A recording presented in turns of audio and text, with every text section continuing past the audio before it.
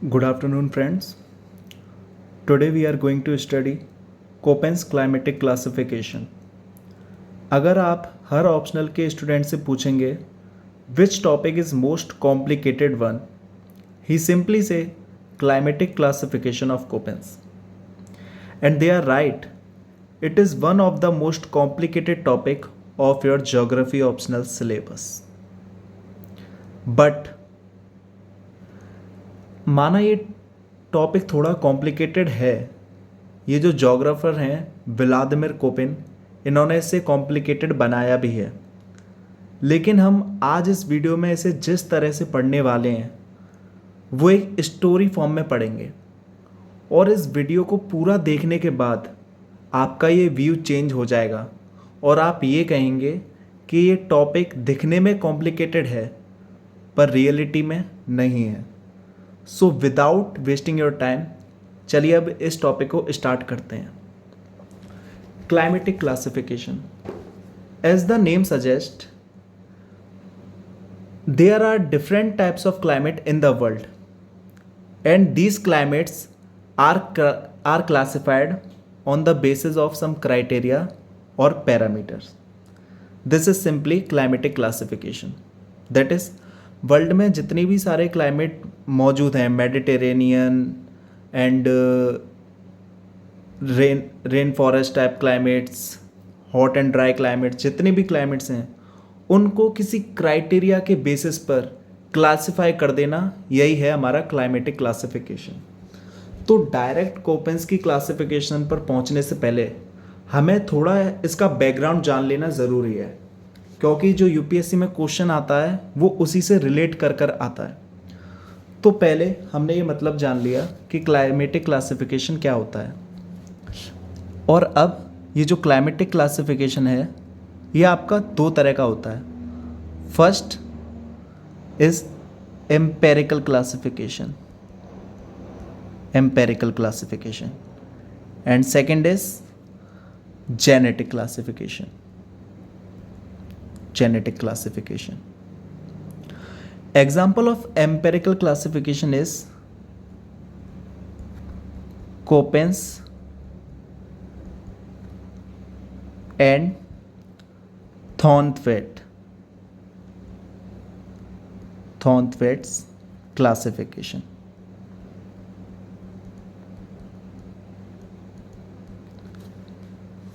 And example of genetic classification is Trivartha classification.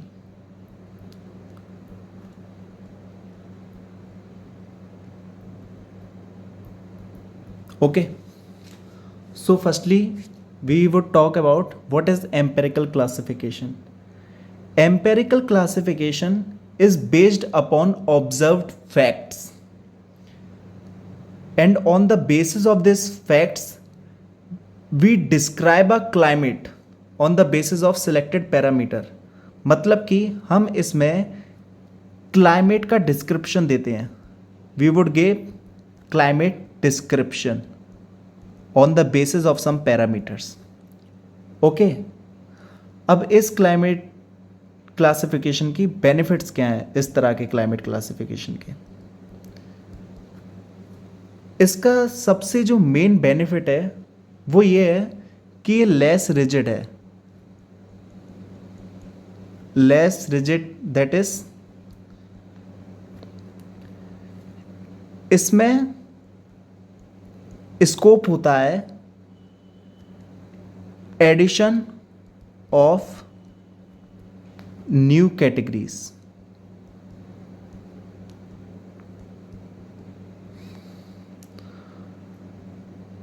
मतलब ये less rigid है, जिसकी वजह से इस तरह के क्लासिफिकेशन में हम और क्लाइमेट के टाइप्स को ऐड कर सकते हैं।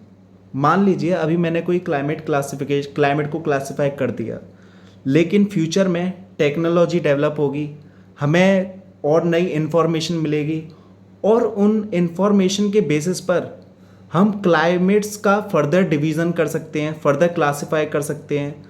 तो इन तरह की क्लासिफिकेशन में, एम्पेरिकल क्लासिफिकेशन में क्लाइमेट की कैटेगरीज को बढ़ाया जा सकता है, मतलब ऐड और सब्ट्रैक्ट किया जा सकता है। ओके, तो ये इसका बेनिफिट था। लेकिन इसका जो डीमेरिट है वो क्या है? इसका सबसे बड़ा जो डीमेरिट ये है, ये कॉम्प्लिकेटेड है। इट इज़ कॉम्प्लिकेटेड, जो हम सब बोलते हैं, इट इज़ कॉम्प्लिकेटेड। और ये कॉम्प्लिकेटेड क्यों है? Because in this type of classification several formulae and calculation are used. Formulae and calculations are used. Okay, और इसमें जो दूसरा रीज़न है वो है कि इसमें टू मैनी कैटेगरीज होती हैं। टू मैनी कैटेगरीज मतलब कि आगे हम कोपेंस की क्लासिफिकेशन में पढ़ेंगे कि कोपेंस ने first level classification, second level classification, third level classification and even fourth level classification भी कर रखा है। और कोपेंस ने अपनी क्लासिफिकेशन में वेरियस टाइप्स ऑफ सिंबल्स, मतलब कि capital ABCDEF, small ABCDK HI, इस तरह के उसने सिंबल यूज़ कर रखे हैं, जिसकी वजह से ये एम्पेरिकल क्लासिफिकेशन काफ़ी कॉम्प्लिकेटेड हो जाता है। Okay, it is clear now.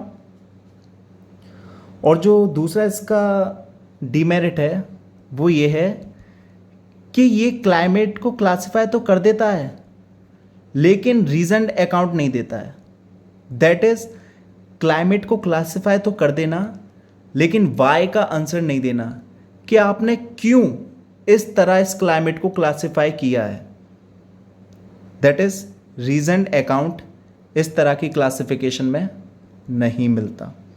Okay, reason नहीं मिलता कि क्यों किया है, बस किया है। Okay, it is clear now. दूसरी तरफ जेनेटिक क्लासिफिकेशन, इस क्लासिफिकेशन का सबसे बड़ा फ़ायदा क्या है? ये सिंपल है, it is simple. And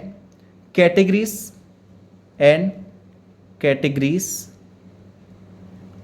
are also limited, ना ज़्यादा कैटेगरीज में होती हैं। एंड सबसे most important, and it avoids formulae and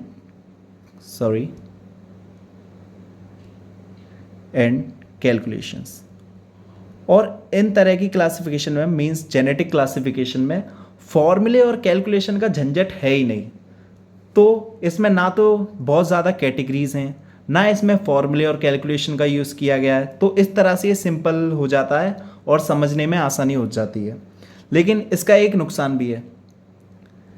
ये जैसा हमने एम्पिरिकल क्लासिफिकेशन में पढ़ा था, इसमें ये स्कोप होता है कि आप न्यूअर कैटेगरीज ऐड कर सकते हैं, मतलब नए नए क्लाइमेट को ऐड कर सकते हैं और उनको आप बाद में मॉडिफाई भी कर सकते हैं। ये स्कोप एम्पेरिकल क्लासिफिकेशन में है, लेकिन तीव्रता क्लासिफिकेशन में ये स्कोप नहीं है। इसमें अगर एक बार आपने क्लाइमेट को क्लासिफाई कर दिया तो वैसे के वैसे ही रहेंगे। फ्यूचर में उनको आप ना तो मॉडिफाई कर सकते हैं, ना नई कैटेगरीज को ऐड कर सकते हैं। तो ऐसा क्यों है? ऐसा इसलिए है क्योंकि ये जो जेनेटिक क्लासिफिकेशन है ये कुछ थ्योरीज और बिलीफ्स पर बेस्ड होती है। और अगर आप थ्योरी को चेंज करेंगे, if theory changes then the whole classification is altered. अगर आप किसी थ्योरी को चेंज कर देंगे क्लाइमेट को क्लासिफाई करने के लिए, मॉडिफाई करने के लिए, तो जो वो पूरा क्लासिफिकेशन है वो डगमगा जाएगा। ओके, तो होप जितना मैंने आपको बताया ये आपको क्लियर हो गया होगा। What is empirical classification and what is genetic classification.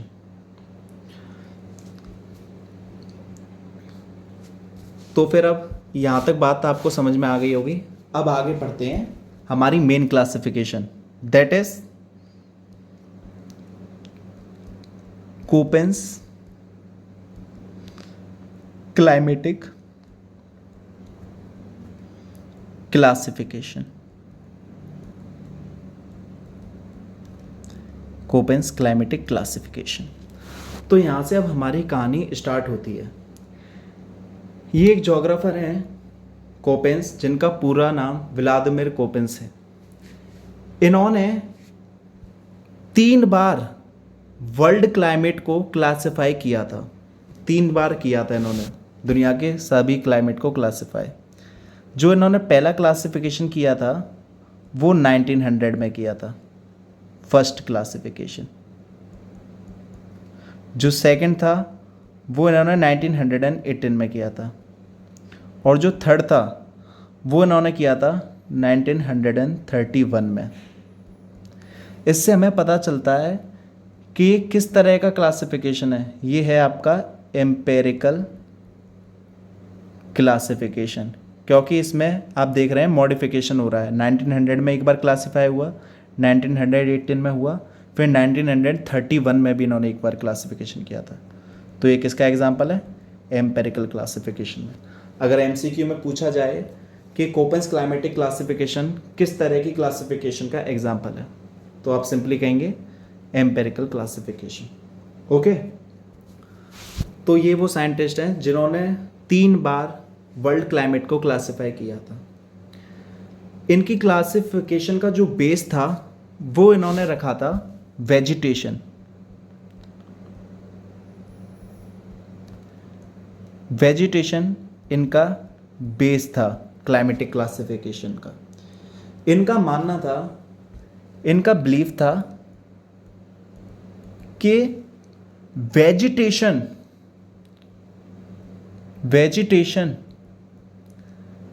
is the manifestation of climate। इनका ये बिलीफ था कि vegetation is the manifestation of climate. इसका मतलब क्या है? इस थॉट का मतलब क्या है? इसका ये मतलब है कि वेजिटेशन, किसी जगह की वेजिटेशन आपको ये बता देगी कि वहाँ का क्लाइमेट कैसा होगा। अगर हम एग्जाम्पल लें डेजर्ट एरियाज़ का, तो वहाँ की वेजिटेशन आपको ये बता देगी कि उस जगह क्लाइमेट काफ़ी ड्राई है और वहाँ पर प्रेसिपिटेशन नहीं होती है, और होती भी है तो लगभग ना के बराबर होती है। तो इनका ये मानना था। तो इन्होंने अपने इस बेस को लेकर अपना पहला क्लाइमेटिक क्लासिफिकेशन दिया था। और इन्होंने इस क्लाइमेट के क्लासिफिकेशन किस मदद से किया था? कोपेंस के पास एक वर्ल्ड क्लाइमेट का एक मैप था। वो मैप किस साइंटिस्ट का था? डी कॉन्डोल। ये एक फ्रेंच फिजियोलॉजिस्ट थे। सॉरी,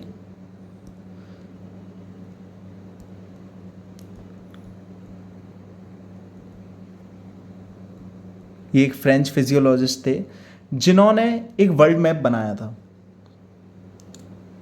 और उस वर्ल्ड मैप का यूज़ करके कोपेंस ने अपना क्लाइमेट का क्लासिफिकेशन किया था।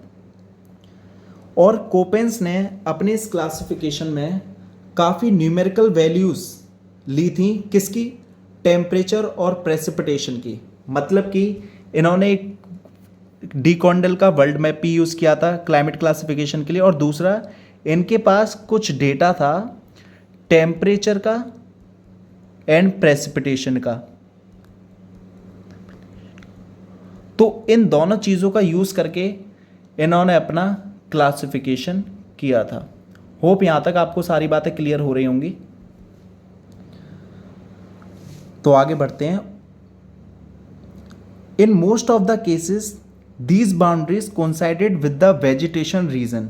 मतलब कि जो इन्होंने क्लाइमेट की डिफरेंट टाइप्स ऑफ बाउंड्रीज बना रखी थी कि यहाँ से दूसरा क्लाइमेट है, यहाँ पर मतलब कि ए टाइप क्लाइमेट है, यहाँ पर बी टाइप क्लाइमेट है, और ये जो इन्होंने बाउंड्री बना रखी थी इनके बीच में, ये वेजिटेशन के साथ कोइंसाइड कर रही थी। ओके, तो यहां तक आपको सारी बात क्लियर होगी। तो आगे बढ़ते हैं। मैंने आपको बता दिया इन्होंने 3 तरह की क्लासिफिकेशन की थी। जो इन्होंने अपनी क्लासिफिकेशन का बेस लिया था वो वेजिटेशन लिया था, और इनका ये बिलीफ था जो मैंने आपको बता दिया। और इन्होंने डी कॉन्डोल एक फ्रेंच फिजियोलॉजिस्ट थे जिन्होंने एक वर्ल्ड मैप दिया था, उसका यूज़ और टेम्परेचर एंड प्रेसिपिटेशन का डेटा यूज़ करके अपना क्लासिफिकेशन दिया था। तो जो इन्होंने अपना पहला क्लासिफिकेशन किया था वो किया था 1900 में। 1900 में इन्होंने अपना क्लासिफिकेशन किया था, जिसमें इन्होंने 5 टाइप्स ऑफ क्लाइमेट के बारे में बताया था। 5 type of climate groups. It is clear to all. और बेसिस क्या थे इसके, जो मैंने ऊपर आपको बताया, vegetation, precipitation and temperature data. Okay, तो इनके बेसिस पे इन्होंने अपना पहला क्लासिफिकेशन दिया 1900 में, जिनमें इन्होंने 5 टाइप ऑफ क्लाइमेट ग्रुप्स बताए। और पहला ग्रुप था ए। ये सिंबल है, याद रखना, ये मैं नॉर्मल ABCD की बात नहीं कर रहा हूँ, ये सिंबल का काफ़ी खेल है कोपेंस की क्लासिफिकेशन में। तो ये ए टाइप उसका नाम था मेगाथम वेजिटेशन। जैसा मैंने बताया, वेजिटेशन को ये अपना बेस मानते थे, तो उन्होंने इस तरह के नाम दिए थे, मेगाथम वेजिटेशन। ओके, ये इनका ए टाइप।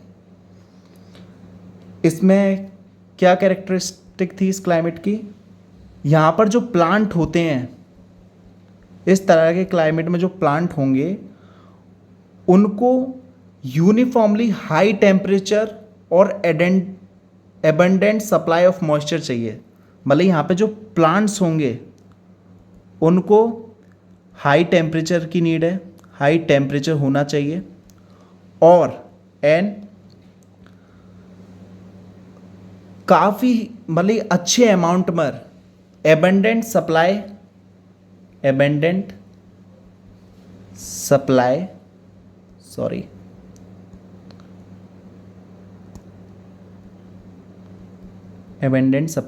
ऑफ मॉइस्चर होना चाहिए। तो इन्होंने जो अपना ए टाइप का क्लासिफिकेशन किया उसका नाम था मेगाथम वेजिटेशन, जिसमें ये वो तरह के क्लाइमेट है जहाँ पर जो प्लांट होंगे उनको यूनिफॉर्मली हाई टेम्परेचर होना चाहिए उनकी सर्वाइवल के लिए, और एबेंडेंट सप्लाई ऑफ मॉइस्चर होना चाहिए। तो ये इन्होंने बताया कि इनका जो ए टाइप क्लाइमेट होगा वो कैसा होगा। तो ये कौन से क्लाइमेट हैं, ये वो क्लाइमेट है जहाँ पर temperature was greater than 18 degree Celsius. Temperature कितना होना चाहिए, 18 डिग्री सेल्सियस से ज़्यादा होना चाहिए। और ये टेम्परेचर क्या है, मंथली एवरेज टेम्परेचर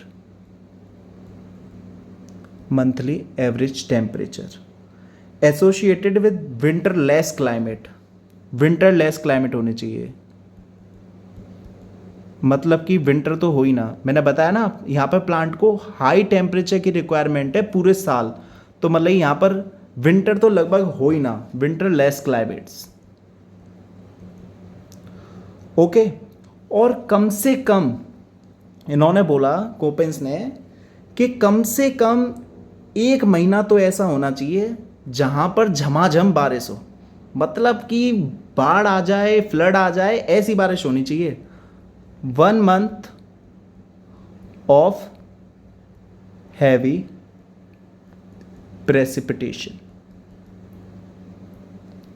तो ये था इनका ए टाइप ऑफ क्लाइमेट, जिसमें इन्होंने बोला कि प्लांट्स यहाँ पर वो उस तरह के प्लांट्स होंगे जिन्हें हाई टेम्परेचर चाहिए पूरी साल, एबेंडेंट सप्लाई ऑफ मॉइस्चर होना चाहिए। तो ये कंडीशन कहाँ पर होगी, मतलब टेम्परेचर 18 डिग्री सेल्सियस से ज़्यादा होना चाहिए, विंटर लेस क्लाइमेट होनी चाहिए, क्योंकि बोला है हाई टेम्परेचर हो पूरे साल, तो मतलब कि विंटर तो होनी ही नहीं चाहिए, वरना ये जो टेम्परेचर वाली सिचुएशन है ये 18 डिग्री सेल्सियस से कम चली जाएगी।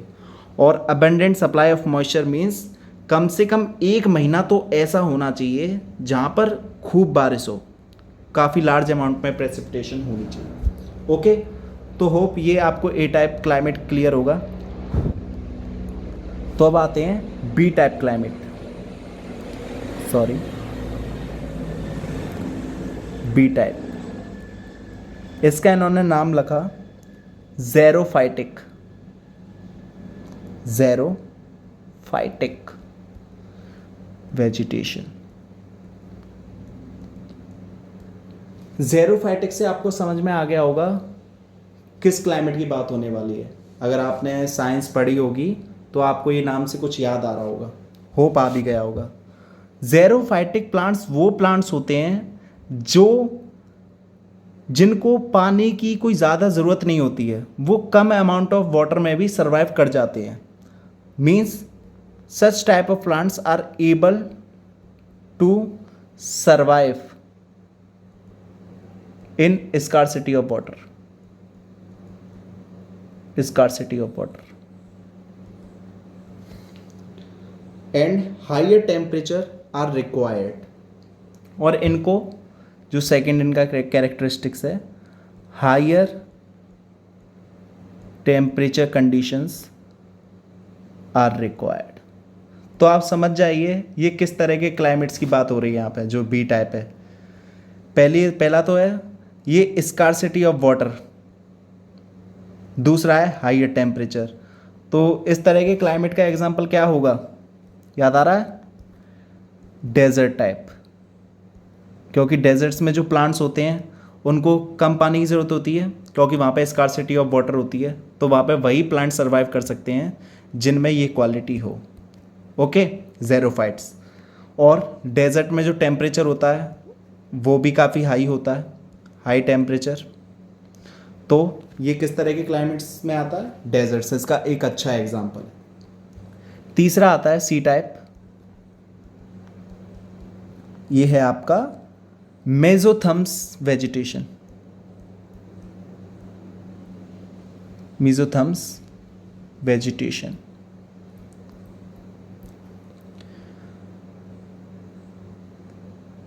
Vegetation adopted to moderate heat and moisture conditions.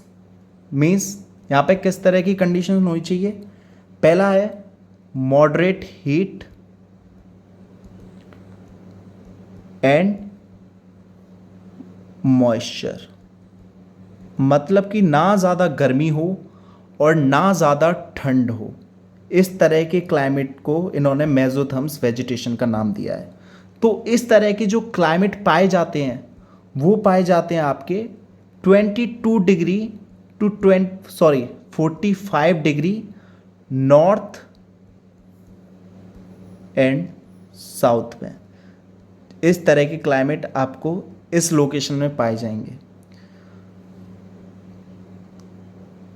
और यहाँ पर जो है, जो आपका कोल्डेस्ट मंथ हो, मतलब इस साल का जो सबसे ठंडा महीना हो, उसका temperature, coldest month temperature should be below 18 degree Celsius. Okay, और जो वार्मेस्ट मंथ हो, जो साल का सबसे गर्म महीना हो, उसका temperature, warmest month temperature should be greater than 22 degree Celsius. ये बताया इन्होंने सी टाइप क्लाइमेट में। सी टाइप क्लाइमेट मेसोथर्म्स वेजिटेशन, जिसमें ना ज़्यादा गर्मी हो और ना ज़्यादा मॉइस्चर हो। ओके, और ऐसा जो क्लाइमेट पाया जाता है वो आपका 22 degree to 45 degree north and south में पाया जाता है। जो कोल्डेस्ट मंथ का टेम्परेचर है, साल का जो सबसे ठंडा महीना हो, उसका टेम्परेचर 18 डिग्री सेल्सियस से कम ही होना चाहिए। अगर उससे ज़्यादा हुआ तो बात नहीं बनेगी। और जो साल का सबसे गर्म महीना हो, वार्मेस्ट मंथ हो साल का, उसका temperature should be, okay wait, ये सिंबल गलत हो गए, below than 18 degree Celsius and greater than 22 degree Celsius. तो आपको ये सी टाइप तक समझ में आ गए। Let's move on D type, D type climate. तो इसका नाम क्या है? माइक्रोथर्म क्लाइमेट। इन तरह के क्लाइमेट्स में जो वेजिटेशन होती है उसको लोअर टेम्परेचर चाहिए होता है। मतलब कि अगर आप ज़्यादा टेम्परेचर होगा वहाँ पर तो वो वेजिटेशन वहाँ की सर्वाइव नहीं कर पाएगी। Lower temperature that is summers should be cool and short and winters are cold and long। इससे आपको क्या समझ में आया? ध्यान दीजिएगा, माइक्रोथर्म क्लाइमेट जिसमें आपको लोअर टेम्परेचर मतलब टेम्परेचर कम होना चाहिए। तो सिंपल सी बात है, जो गर्मियाँ हों वो उतनी गर्म ना हो, लगभग कूल हों और शॉर्ट हों, छोटी गर्मियाँ हों ताकि टेम्परेचर ज़्यादा बढ़े ना। और जो विंटर्स हों वो काफ़ी कोल्ड हों और विंटर्स लंबे चलें इस कैरेक्टरिस्टिक को फुलफिल करने के लिए। Okay, it is clear now. और जो इसमें सबसे अगर कोई सबसे गर्म महीना है तो उसका टेम्परेचर भी warmest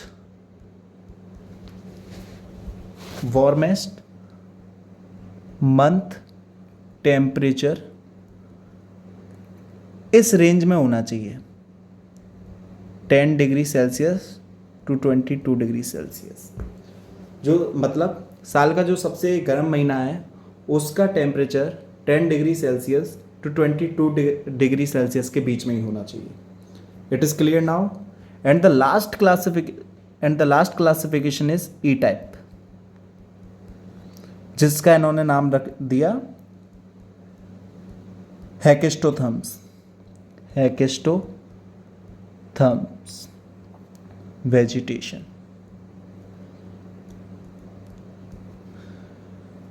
Vegetation associated with snow-bound polar regions। Vegetation associated with polar regions,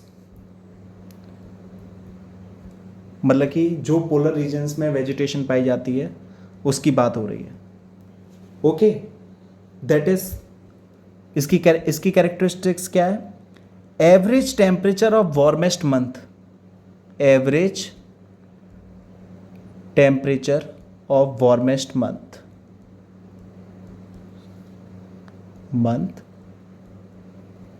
should be less than 10 degree Celsius. जो साल का सबसे गर्म महीना हो उसका एवरेज टेम्परेचर 10 डिग्री सेल्सियस से कम होना चाहिए। तो यहाँ पर इन्होंने अपनी क्लासिफिकेशन जो 1900 में इन्होंने की थी उसमें इन्होंने 5 टाइप ऑफ क्लाइमेट ग्रुप्स बताए थे, A type, B type, C type, D type and E type. Okay, तो यहाँ तक आपको क्लियर हो गया होगा, उम्मीद करता हूँ यहाँ तक आपको कोई डाउट नहीं होगा। तो आगे बढ़ते हैं। तो ये क्लासिफिकेशन करने के बाद कोपन्स अपने आप से सेटिस्फाई नहीं हुए। कोपन्स ने सोचा कि यार ये क्लासिफिकेशन तो थोड़ी इजी लग रही है मुझे, ये कॉम्प्लिकेटेड कहाँ है। जब आगे चलकर बच्चे यूपीएससी का एग्ज़ाम देंगे तो वो तो इसे हाल याद कर लेंगे। तो फिर उसने सोचा नहीं यार, ऐसे मैं अपना नाम खराब नहीं होने दूंगा। तो उसने अपने 18 साल दे दिए अपनी इस क्लासिफिकेशन को कॉम्प्लिकेटेड बनाने में। उसने 18 साल खूब जमकर मेहनत करी और इस क्लासिफिकेशन को और कॉम्प्लिकेटेड बनाया और उसने इसमें काफ़ी सारी चीज़ें ऐड करी। उसने क्या किया, उसने क्राइटेरिया बढ़ा दिए। पहले उसने बोला था कि वेजिटेशन मेरा मेन बेस है जिसके बेसिस पर मैं क्लाइमेट को क्लासिफाई करूँगा। इसने सोचा नहीं, एक क्राइटेरिया नहीं होना चाहिए, कम से कम 4-5 तो क्राइटेरिया रखने पड़ेंगे।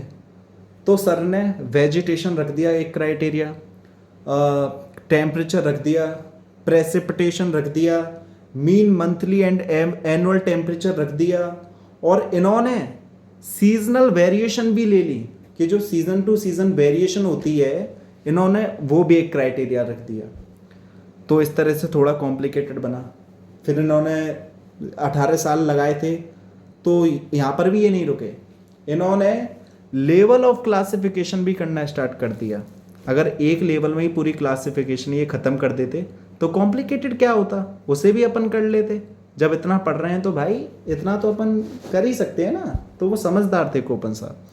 तो कोपन साहब ने क्या किया कि उन्होंने लेवल ऑफ क्लासिफिकेशन दे दिए।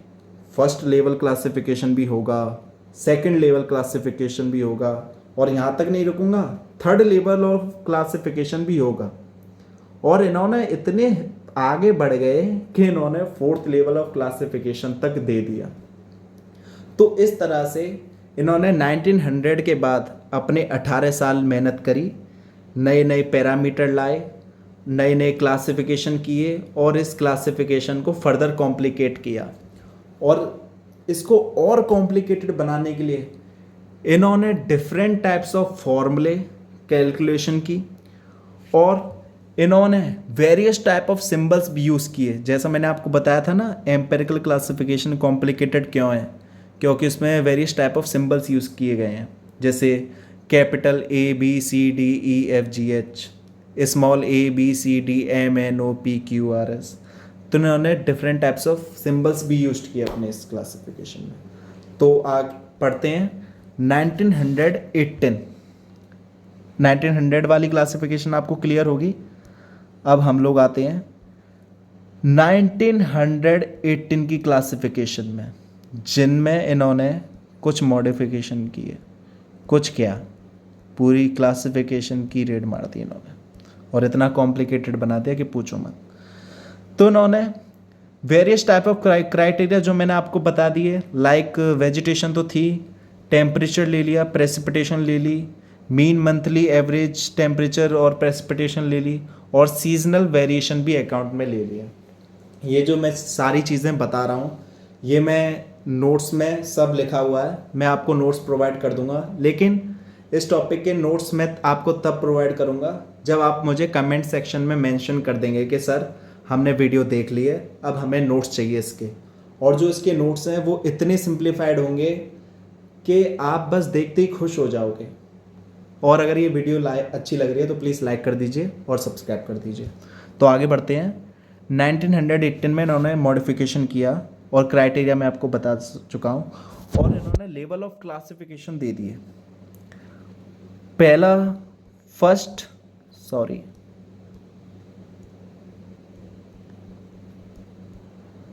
Level of classification,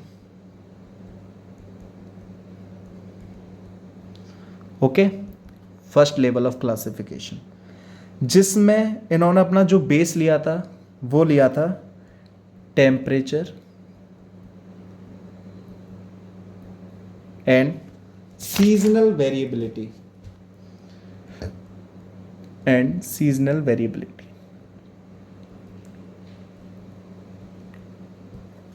that is जो आपके A, B, C, D और E टाइप क्लाइमेट थे ना, उसमें इन्होंने टेम्परेचर और सीजनल वेरिएबिलिटी को ले आए थे, एक्सेप्ट एक क्लाइमेट।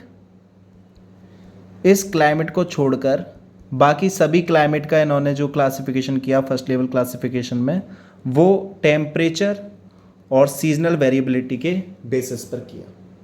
It is clear. तो मैं एक टेबल बनाता हूं, उससे इजी रहेगा। Okay, wait.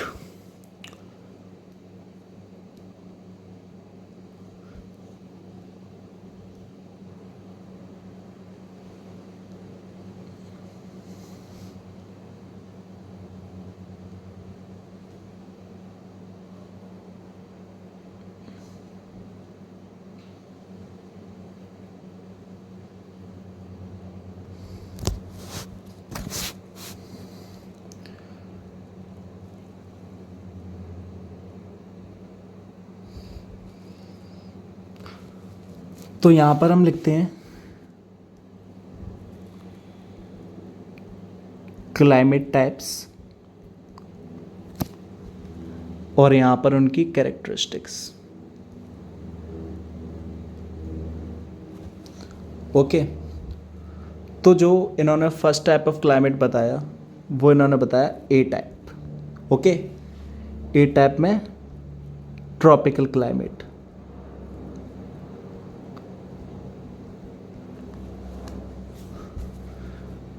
इसकी जो कैरेक्टरिस्टिक्स थी वो ये थी, mean monthly temperature of coolest month should be greater than 18 degree Celsius. That is average temperature of coolest month should be greater than 18 degrees Celsius.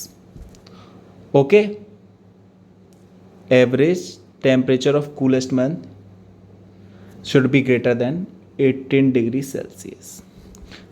जो दूसरी कैरेक्टरिस्टिक्स थी वो ये थी, मैंने आप it receives good rainfall and at least 1 month of heavy rainfall। तो इन्होंने जो ए टाइप में बताया उसका नाम था ट्रॉपिकल क्लाइमेट, प्रेजेंट में जो ट्रॉपिक्स बोलते हैं अपन, उसमें इन्होंने बताया जो average temperature of coolest month हो वो होना चाहिए आपका ये 18 डिग्री सेल्सियस से ज़्यादा होना चाहिए। और रेनफॉल प्रेसिपिटेशन के मीन्स में गुड प्रेसिपिटेशन होनी चाहिए, और कम से कम 1 महीना ऐसा होना चाहिए जिसमें बढ़िया बारिश हो। और इसका अगर लोकेशन के टर्म्स में बात करें तो इंडिया काफ़ी अच्छा एग्जाम्पल है, क्योंकि हमारा इंडिया ट्रॉपिकल क्लाइमेट में ही आता है मोस्टली, जहाँ पर आपने देखा होगा कि जो कूलेस्ट मंथ का जो एवरेज टेम्परेचर है वो 18 डिग्री सेल्सियस से ज़्यादा ही रहता है, और अच्छी बारिश पड़ती है साल भर। ठीक है, कहीं पर सूखा भी पड़ जाता है, वो एक्सेप्शन के केसेस में आते हैं, लेकिन साल भर अच्छी बारिश पड़ती है। और जो हम बोलते हैं ना बारिश का महीना, दैट इज उन महीनों में काफ़ी अच्छी बारिश होती है। तो वहीं वहाँ पे बताया at least 1 month of heavy precipitation. 2 महीने भी हो जाए उसकी कोई बात नहीं है, लेकिन कम से कम एट लीस्ट, इस पर फोकस कीजिए, at least 1 month of heavy rainfall, 1 महीना तो अच्छी बारिश पड़नी ही चाहिए। ओके, और सेकंड ये आपका हो गया। इसके बाद बात आती है बी, ड्राई क्लाइमेट्स। नाम से ही पता चल रहा होगा किस क्लाइमेट की बात चल रही है। That is rainfall less than evapotranspiration।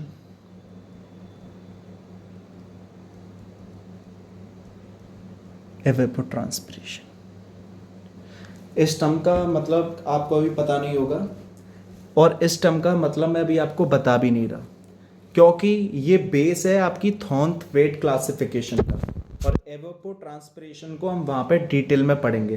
तो अभी आप बस इसे पढ़ लीजिए, रेनफॉल लेस देन evapotranspiration, इसका मतलब डिटेल में हम थॉर्नथवेट की क्लासिफिकेशन में पढ़ेंगे। ओके, तो ये था आपका B, that is dry climate. Example इसका है desert. Okay,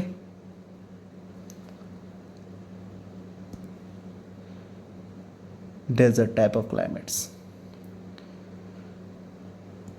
Now come to C type.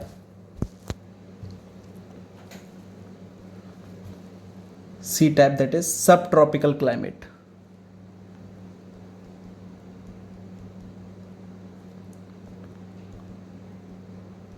Subtropical climate.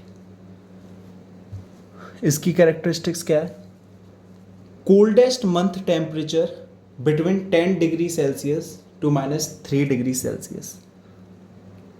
जो साल का सबसे ठंडा महीना हो, कोल्डेस्ट मंथ, टेम्परेचर किस रेंज के बीच में होना चाहिए? 10 degree Celsius to -3 degree Celsius. Wait -3, 0 degree Celsius भी लिख लीजिए। ये मैं क्यों लिखवा रहा हूँ? क्योंकि कई बुक्स में -3 डिग्री सेल्सियस लिखा है, तो कई बुक्स में 0 डिग्री सेल्सियस भी है। तो आप दोनों लिख लीजिए, और बाद में आप किसी और बुक से या खुद से कन्वर्स करना चाहें तो आप कर सकते हैं। मेरी तरफ से ये दोनों है। Okay sorry. Next point is warmest month always greater than, that is warmest month temperature should be greater than 10 degree Celsius.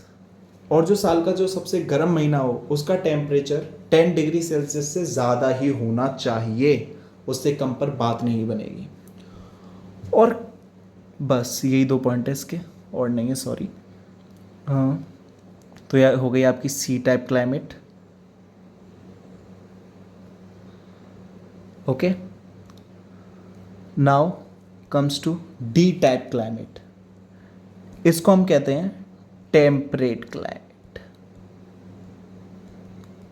Temperate climate, इसमें coldest month temperature below, that is coldest month temperature below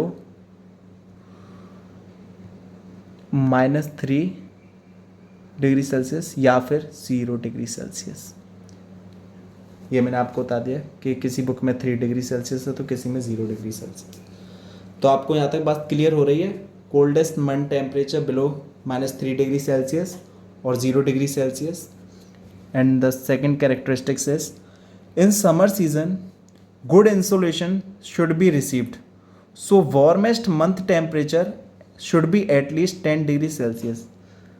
summer season में, in summer season good insulation is received.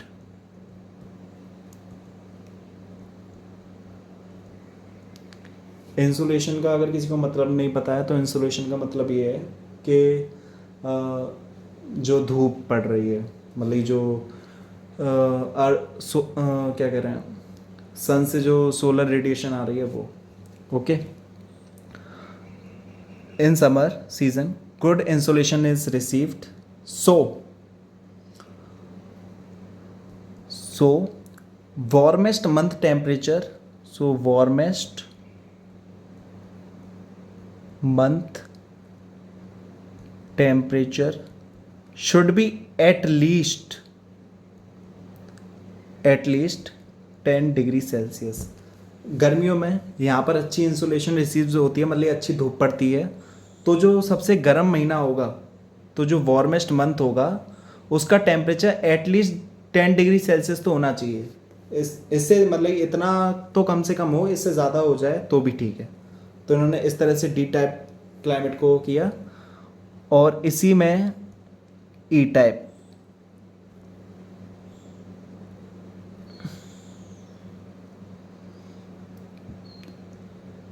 E type means polar climates.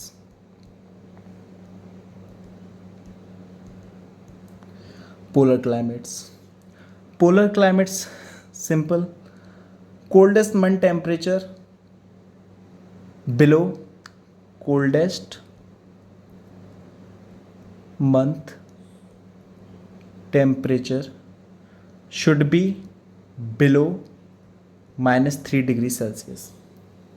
Okay, जो साल का सबसे ठंडा महीना हो उसका टेम्परेचर -3 डिग्री सेल्सियस से कम होगा, और जो वार्मेस्ट मंथ हो, warmest month temperature should be below 10 degree Celsius, और जो सबसे गर्म महीना भी हो उसका भी टेम्परेचर 10 डिग्री सेल्सियस से कम ही होना चाहिए। पोलर क्लाइमेट्स की ये कैरेक्टरिस्टिक्स हैं। ओके, तो इस तरह से इसकी, अब इसमें मैं एक ऐड करूं, 1931 में इसने ज़्यादा कुछ क्लासिफाई नहीं किया था, बस इसने इसी में एक एच टाइप ऐड कर दिया था, जिसका इसने नाम रखा था माउंटेन क्लाइमेट। माउंटेन क्लाइमेट, जिसमें range of climates are found, जिसमें कई तरह के क्लाइमेट्स आते थे। ओके, तो 1931 में हमें कुछ नहीं पढ़ना, बस 1931 में इसने एक ये मॉडिफिकेशन और की थी, एच टाइप इसने जोड़ दिया था, जिसमें इसने नाम माउंटेन क्लाइमेट, और जिसकी कैरेक्टरिस्टिक्स क्या थी, range of climates are found. Okay, तो ये हो गई इसकी फर्स्ट लेवल क्लासिफिकेशन। ये आपको क्लियर है, फर्स्ट लेवल क्लासिफिकेशन, जिसका बेस क्या था, टेम्परेचर। ओके, अब बात आती है second level classification. Second level classification जो किसके ऊपर बेस्ड थी, based on precipitation. That is, जो इसने अपना फर्स्ट लेवल क्लासिफिकेशन किया था उसमें इसने बेस माना था टेम्परेचर को। ओके, जिसमें इसने अपना बेस माना था टेम्परेचर को, और जो इसने सेकंड लेवल क्लासिफिकेशन की है उसमें इसने बेस माना है प्रेसिपिटेशन को। और यहीं से सेकंड लेवल क्लासिफिकेशन में इसने और सिंबल्स यूज़ करना स्टार्ट कर दिया, जो हम देखेंगे क्या क्या थे। ओके, तो फिर से एक टेबल बनानी पड़ेगी। वैसे सच बताऊं तो मुझे टेबल बनाना पसंद नहीं है, मुझे डायरेक्ट लिखना पसंद है, पर टेबल बनाने से कभी कभी चीज़ें आसान हो जाती हैं, तो बनानी चाहिए टेबल्स। तो चलिए बनाते हैं फिर।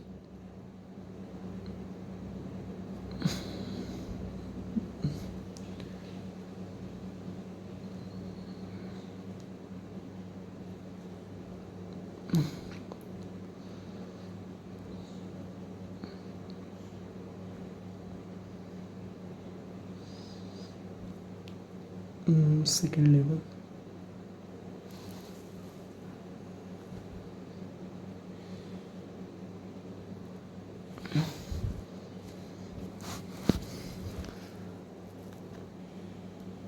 यहाँ पर भाई क्लाइमेट टाइप सेकंड लेवल, मतलब क्या क्या सिंबल यूज़ किए थे यहाँ पर इस पार्ट में वो देखेंगे। और again characteristics, first A, and जो पहला इसने सिंबल यूज़ किया था स्मॉल एफ। ये स्मॉल एफ मैं आपको बता देता हूँ, ट्रिक बता रहा हूँ इसमें इसे याद करने की। स्मॉल एफ आपको जहाँ पर भी दिखे वहाँ पर मतलब होता है rainfall throughout the year, मतलब कि जो प्रेसिपिटेशन होगी, जो रेनफॉल होगी, वो पूरे साल यूनिफॉर्मली होगी। ओके, यूनिफॉर्मली तो खैर नहीं, पर मतलब हर महीने में पड़ेगी पड़ेगी, मतलब पूरे साल पड़ती रहेगी। ऐसा नहीं है कि केवल 2 महीने पड़ेगी या 1 महीने पड़ेगी, पूरे साल होगी। तो कैरेक्टरिस्टिक्स क्या होगी, जैसे मैंने बताया एफ की, rainfall throughout year. Okay, और जो सबसे ड्राइएस्ट मंथ हो, जिसमें सबसे कम भी बारिश हो रही हो, उसमें भी rainfall should be above 6 centimetre. Okay, और इस तरह के क्लाइमेट का क्या एग्जांपल है, equatorial and tropical rain forest. It is clear to all, ये था इसका मतलब।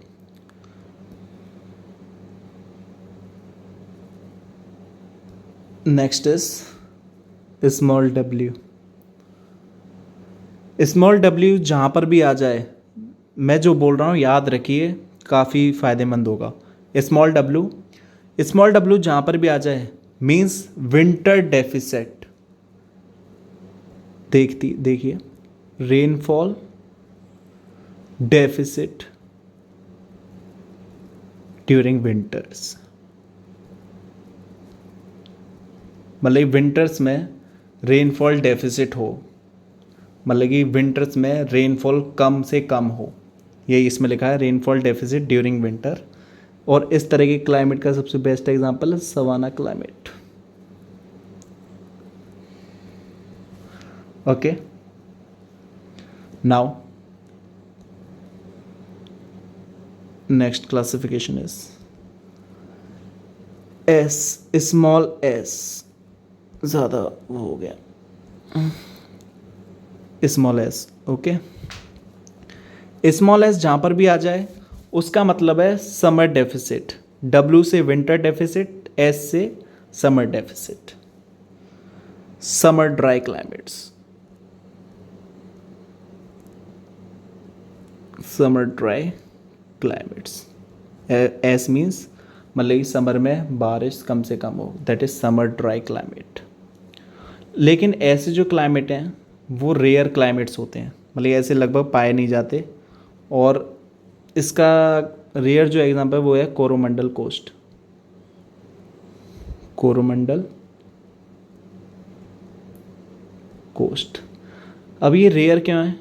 क्योंकि समर्स में हमको मिलती है कन्वेक्शनल इंस्टेबिलिटी और कन्वेक्शनल प्रेसिपिटेशन, क्योंकि गर्मी की वजह से जो लैंड होती है वो हीटेड अप हो जाती है, जिसकी वजह से उसके ऊपर का एयर मास हवा में जाता है, फिर एडियाबैटिक कूलिंग होती है, और फिर कंडेंसेशन होता है, क्लाउड फॉर्मेशन होती है और रेनफॉल होती है। ये हम प्रेसिपिटेशन में अच्छे से पढ़ेंगे, टाइप्स ऑफ प्रेसिपिटेशन। अभी आप समझ लीजिए समर ड्राई क्लाइमेट ऐसा रेयर ही हो सकता है कि गर्मियों में बारिश ना पड़े। Okay, and the next one is हम सबका चाहिए था स्मॉल एम। स्मॉल एम से आप बताने की कोशिश करिए क्या हो सकता है, किस तरह का क्लाइमेट। जैसे डब्ल्यू से विंटर डेफिसिट, एस से समर डेफिसिट, एम से है monsoon climate. Monsoon climate that is seasonally excessive moist climate. Monsoon climate में काफ़ी ज़्यादा मॉइस्ट कंडीशन हो जाती है। कभी कूलर में बैठे हो, मतलब बरसात के मौसम में अगर कूलर चलता हो तुम्हारा तो तुम देखते होंगे चिप चिप हो जाता है, मेरे साथ तो काफ़ी होता है। तो वो कंडीशन इसलिए होती है क्योंकि क्लाइमेट काफ़ी मॉइस्ट हो जाता है। Okay, M stand for monsoon climate.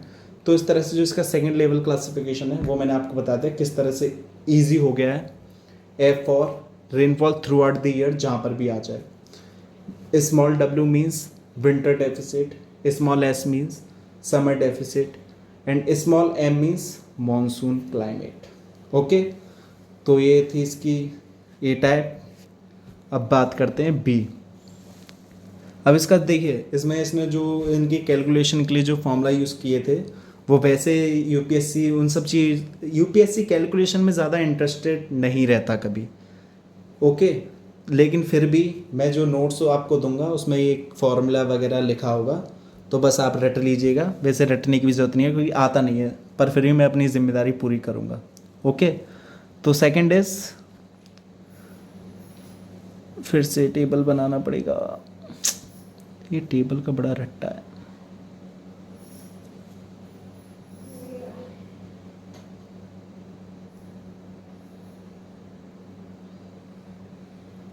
Second,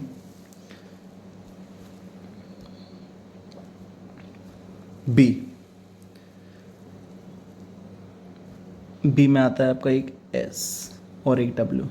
जैसे आपका ए टाइप था एफ डब्ल्यू, इसमें बी का एस और W.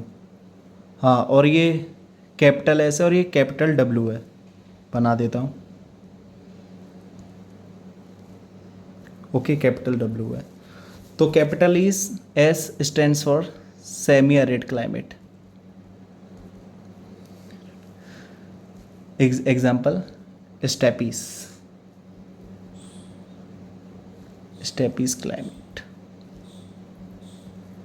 And W means totally dry climates, that is desserts.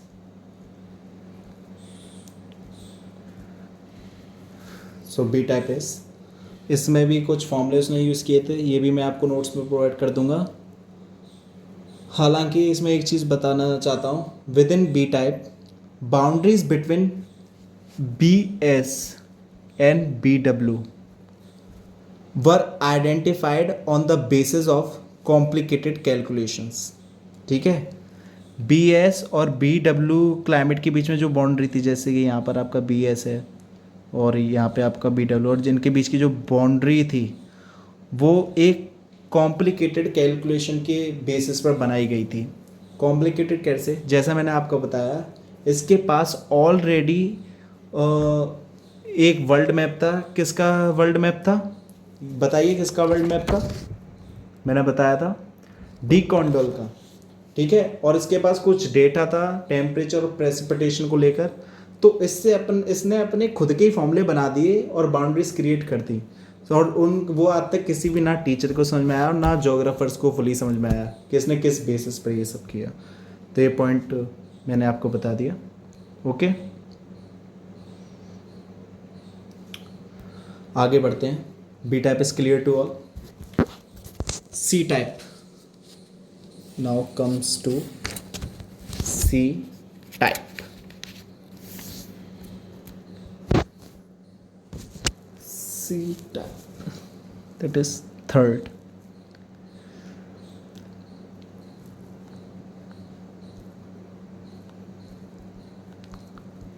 तो ये इसमें जो थर्ड लेवल नहीं, सी टाइप था, ये इसका भी बेस इसका वही था, अगेन प्रेसिपिटेशन।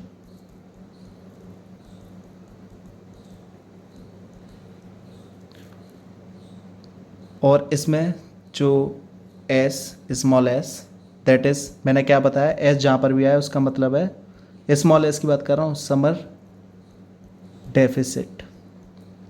ओके, तो इसकी जो कैरेक्टरिस्टिक्स है, driest month falls in summer half of year,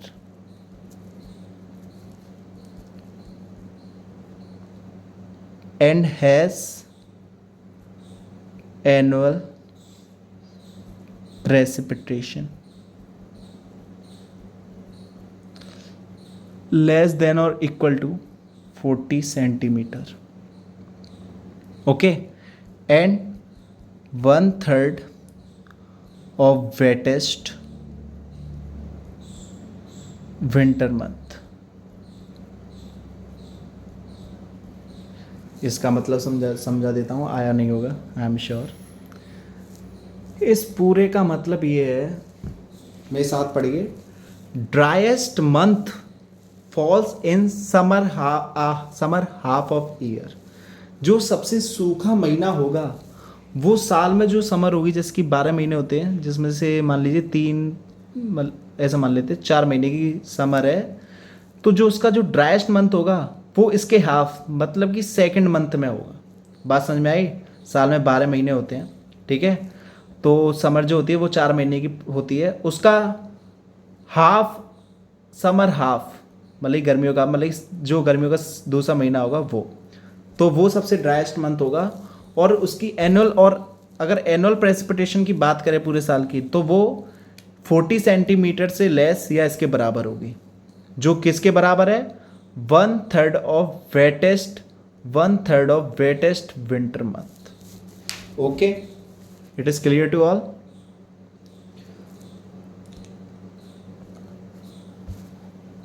और ये हो गया स्मॉल एस। अब बात कर लेते हैं स्मॉल एफ की, ठीक है। Do not meet criteria of, ये वो मैंने क्या बताया था, F stands for rainfall well distributed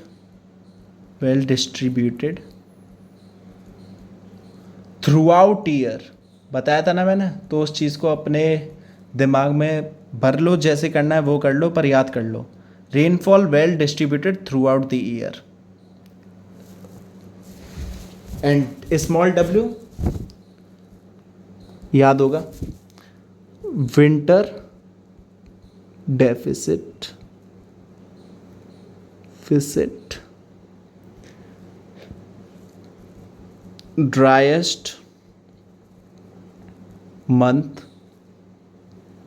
is in winter half of year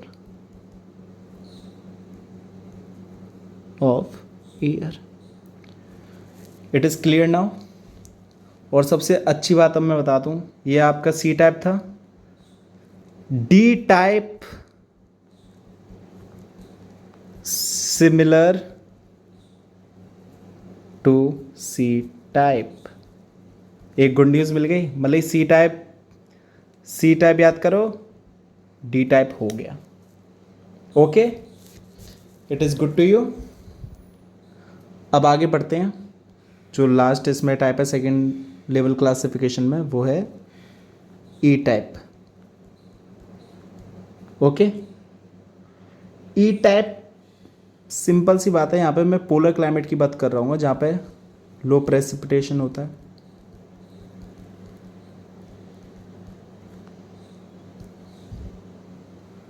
okay, तो ये दो पार्ट में डिवाइडेड है हमारा पोलर क्लाइमेट्स. पहला है आपका T tundra, F ice caps या फ्रॉस्ट भी बोल लो, बात एक ही है. तो ये आपके सिंबल है टी और F. T stand for tundra, F stand for Frost, लेकिन उसको आइस कैप्स भी बोलते हैं. ओके, तो इसकी कैरेक्टरिस्टिक्स क्या है?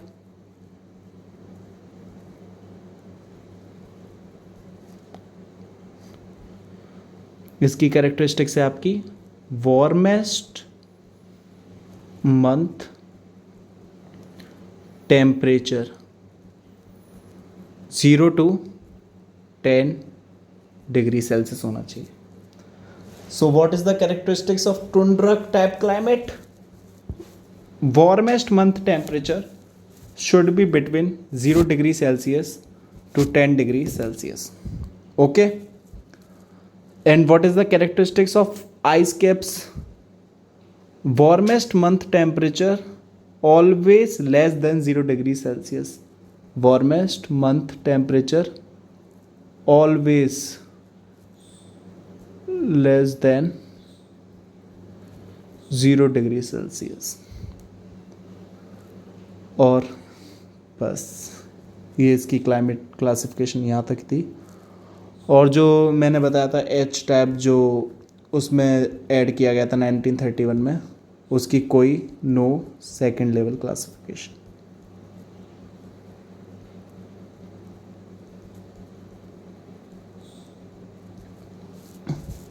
It is clear to all. यहाँ तक सबको क्लियर होगा, मैं उम्मीद करता हूँ. यहाँ तक आपको सारी क्लासिफिकेशन समझ में आई होगी, जो भी मैंने आपको क्लासिफिकेशन करके दिखाई है. और यहाँ तक आपको पहले से बेटर लगा होगा. ये देखिए, ऐसा नहीं है, समझाने का मतलब ये नहीं होता है कि फिर आपको कभी रिवाइज करना ही नहीं पड़ेगा. रिवाइज आपको हमेशा करना पड़ेगा. जो समझाने का रोल बताऊँ क्या होता है, कि आपको रिवाइज करने में आसानी हो जाए, आप फिर जल्दी रिवाइज कर सके. अगर आपको कोई चीज़ समझ में आ जाती है तो उसको याद करना फिर आसान हो जाता है. ये रोल होता है रिवाइज करना.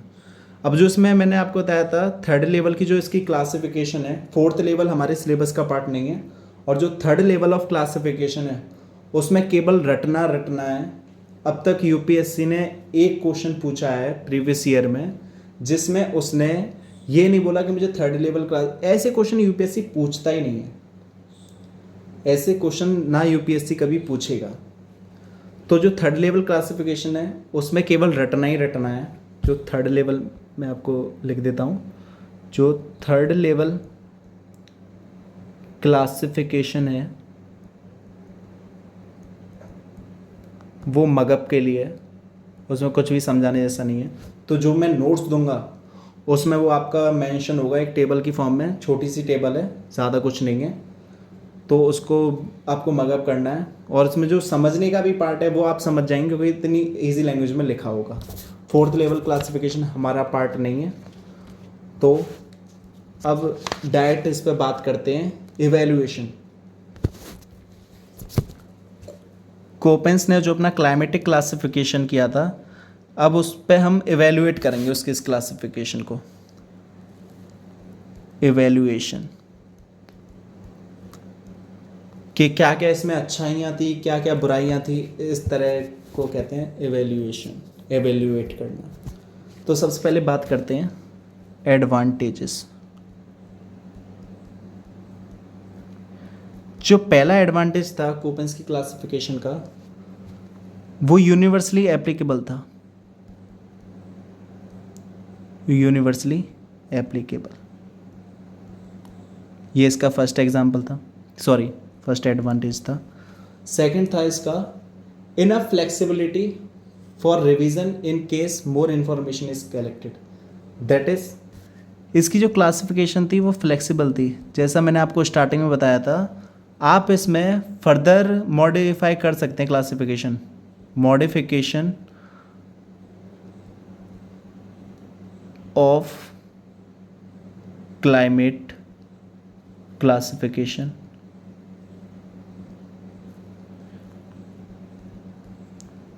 Can be done.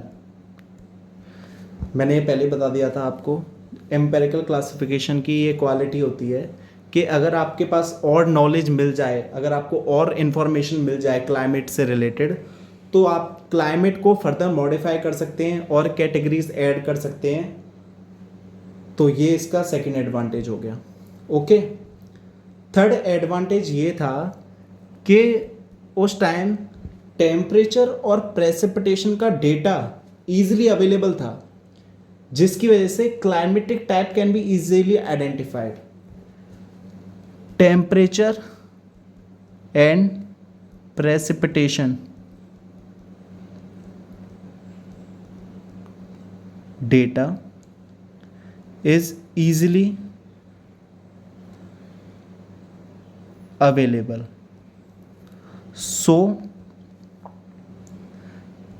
climate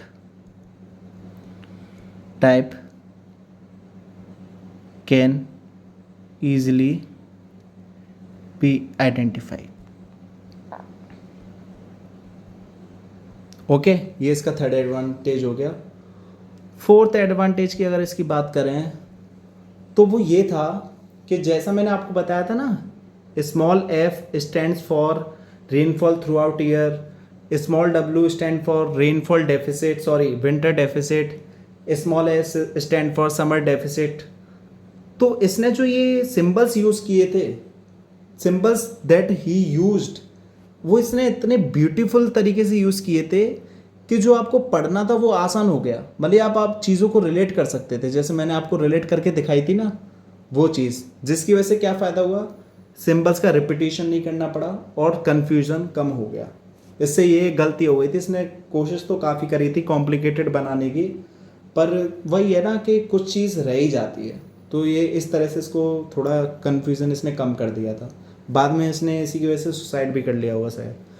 joke सपाट, मजाक कर रहा हूँ, सीरियस मत लेना कि सर तो ऐसा बोल रहे थे कि सुसाइड कर लिया ये वगैरह वगैरह। और फोर्थ मैंने बता दिया, ये आपको नोट्स में मिल जाएगा। फिफ्थ मैं बता देता हूँ, correspondence between vegetation and climate is brought in. मतलब कि इसने वेजिटेशन एंड क्लाइमेट का रिलेशनशिप, क्लाइमेट रिलेशनशिप काफ़ी अच्छे तरीके से दिखाया था, in a very better manner. Okay, vegetation and climate relationship ही showed in better manner.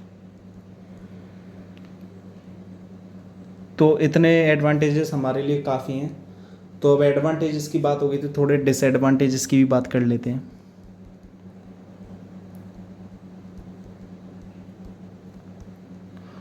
Disadvantages, इसके डिसएडवांटेज क्या थे? इसका जो पहला डिसएडवांटेज था वो ये था कि कोपेन सर ने क्लियर बाउंड्री बना रखी थी क्लाइमेट टाइप के लिए, लेकिन ऐसा रियलिटी में पॉसिबल नहीं है। कि आपको क्लियर बाउंड्री दिख जाए कि ये 2 कदम साइड चलूँगा तो मुझे वो मॉनसून क्लाइमेट दिख जाएगा और 2 कदम इस साइड चलूँगा तो मुझे ड्राई क्लाइमेट दिख जाएगा। तो ऐसा तो पॉसिबल नहीं है। तो ये इनका जो पहला डिसएडवांटेज था, इन्होंने लीनियर बाउंड्रीज बना रखी थी which is not possible, which is not possible in reality.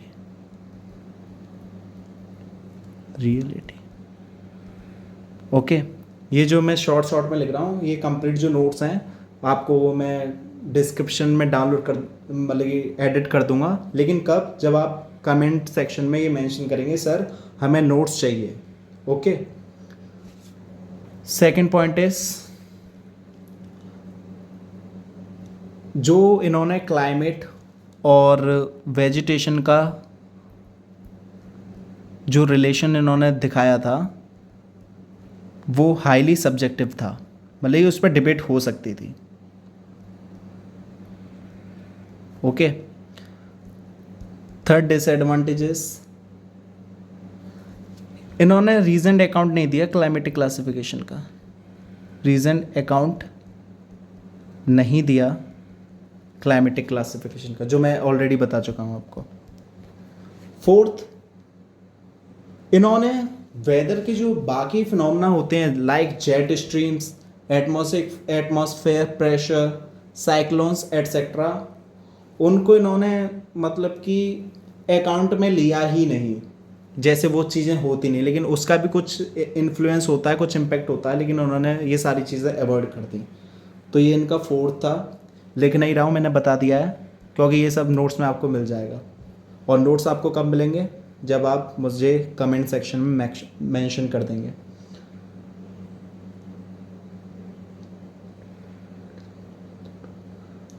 जो इसका फिफ्थ डिसएडवांटेजेस है, काफ़ी कॉम्प्लिकेटेड है और आपके काम का भी नहीं है, लेकिन फिर भी मैं बता देता हूँ, वरना आप सोचोगे मुझे आता ही नहीं है। मुझे आता है सर, आता है, मैं बताता हूँ।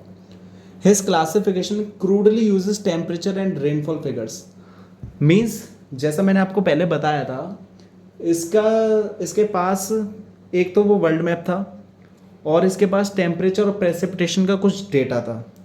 तो इसने उन चीज़ों को इतनी बुरी तरह से यूज़ किया कि इसने उन चीज़ों को इतनी क्रूडली वे में यूज़ किया ना कि उसकी जो प्रैक्टिकल वैल्यू थी वो लिमिटेड हो गई, जिसकी वजह से क्लाइमेटोलॉजिस्ट हुए, मेटेरोलॉजिस्ट हुए एंड इवन प्लानर्स उसको मान नहीं पाए। जैसे मैंने आपको बताया था, इसका फर्स्ट एडवांटेजेस लीनियर बाउंड्रीज। ये लीनियर बाउंड्रीज क्यों बना पाया? क्योंकि इसके पास प्रेसिपिटेशन और टेम्परेचर का डेटा था, एक ऑलरेडी बनाया हुआ वर्ल्ड मैप था, जिसकी वजह से इसने बस उसको डुप्लीकेट करके वो बना दिया और बस अपना क्लाइमेटिक क्लासिफिकेशन प्रूव करने के लिए इसने काफ़ी फॉर्मूले यूज़ करके दिखा दिए कि ये इस फॉर्मूले से ये बाउंड्री ऐसे निकल के आ गई। क्योंकि भाई इसके पहले ही बाउंड्री बनाई थी, इसे तो बस बाकियों को बेवकूफ़ बनाना था कि मैंने बनाई है मैंने। तो ये इसके एक फिफ्थ डिसएडवांटेज है। तो इस तरह से इसका ये जितना भी कोपेंस क्लासिफिकेशन है ये कंप्लीट होता है और मैं उम्मीद करता हूँ कि ये क्लासिफिकेशन आपको काफ़ी इजी लगा होगा एज़ कम्पेयर टू बिफोर, और अब आप इसे कॉम्प्लिकेटेड तरीके से नहीं मानेंगे और मैंने भी काफ़ी अच्छे तरीके से इसे समझाया होगा। और अगर आपको ये वीडियो अच्छी लगी है तो प्लीज़ इसे लाइक कर दीजिए और इस चैनल को सब्सक्राइब कर दीजिए, क्योंकि इसी तरह की मैं पूरी सीरीज़ ज्योग्राफी ऑप्शनल की बना रहा हूँ और एथिक्स का A to Z complete course भी इस चैनल पे आने वाला है। तो प्लीज़ इस चैनल को सब्सक्राइब कर दीजिए और वीडियो अच्छी लग रही हैं, आपके काम आ रही हैं तो लाइक कर दीजिए, क्योंकि काफ़ी मेहनत लग रही है इन सब वीडियोज़ में, ताकि मुझे मोटिवेशन मिल सके और मैं और वीडियो बना सकूं। और जो भी इस वीडियो में आपको प्रॉब्लम लगी है या और कोई डाउट हो तो आप कमेंट सेक्शन में पूछ सकते हैं, मैं उसका जवाब तुरंत दूंगा। Okay, so study hard and be successful.